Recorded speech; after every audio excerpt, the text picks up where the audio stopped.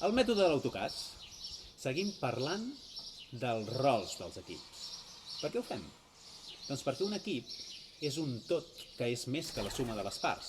Però això no vol dir que no puguem identificar diferents parts que són necessàries perquè un equip funcioni. Unes parts que podrien ser rols.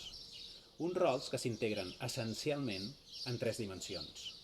Una dimensió de saber, de coneixement, una dimensió d'acció, de resultat, i una dimensió de connexió, de comunicació. Avui comencem amb el primer d'aquests 3 rols de la comunicació. El primer és el de l'explorador de recursos. Com són aquestes persones?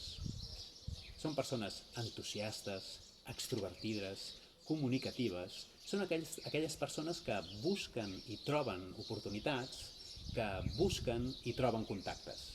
Aquesta és la seva gran aportació a l'equip. Quins poden ser els seus inconvenients? L'inconvenient és que de vegades són excessivament optimistes. De vegades els hi costa fer seguiment. I de vegades simplement comencen però després perden interès. Molt bé, si ens hem de relacionar amb ells, què convé que fem? Convé que quan hi hagi debat, que quan es discuteixen opinions, puguin aportar. Això és el que ells necessiten, això és el que els agrada. I què és el que no els hi va bé? No els hi va bé que els hi demanem excessius detalls. Per què?